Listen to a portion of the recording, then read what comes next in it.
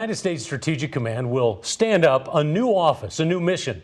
It's called the Joint Electromagnetic Spectrum Operations Center, or JEC. Well, that spectrum is everywhere. Anytime you use your phone, you're in the spectrum. Yeah, it's critical for the military, too, especially during wartime. And this new office is charged with making the U.S. military more capable to fight attacks in the spectrum. The headquarters of the United States Strategic Command is one of the most secure buildings in the country. But inside of it, there are places where extra security is required.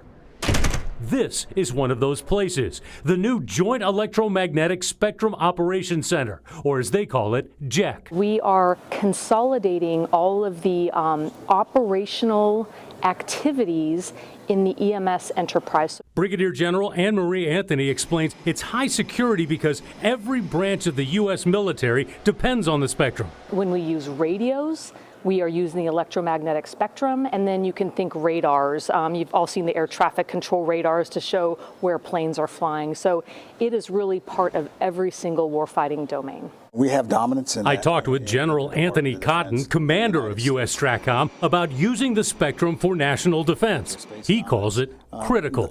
It's an effect that is something that we absolutely must have.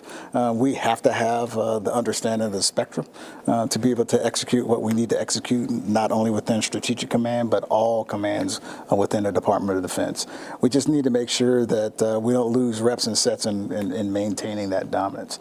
It's physics. The spectrum is a physical property, so there are limits. Adam Karlstrom is Director of Programs for the National Strategic Research Institute. It's at the University of Nebraska. He says STRATCOM's new office will help the U.S. catch up. China and Russia both have made strategic decisions at the highest levels to organize around the spectrum. And we were a little late to the game, but we have made the critical step in recognizing its importance and also recognizing that our peers and or adversaries are also making advancements, and we've got to keep up with those.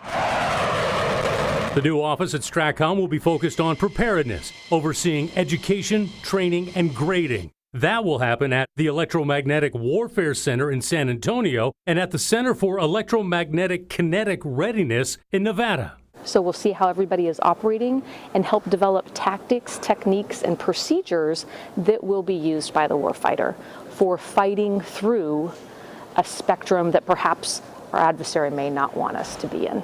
The new center will mean new jobs. Not sure how many yet, but General Anthony says they'll be looking for people with backgrounds in the sciences. Pretty much anything technical will do. Folks who are interested in RF engineering, electrical engineering, applied mathematics, there'll be opportunities because this mission set is here for them to participate really in some cutting edge science and technology. And right now there is a fight on Capitol Hill over the electromagnetic spectrum. You've heard of 5G. The FCC may actually auction off a particular part of the spectrum to companies that want to expand to 5G. The concern, that part of the spectrum is now being used by the Department of Defense. Lawmakers are trying to figure out how to divvy it all up.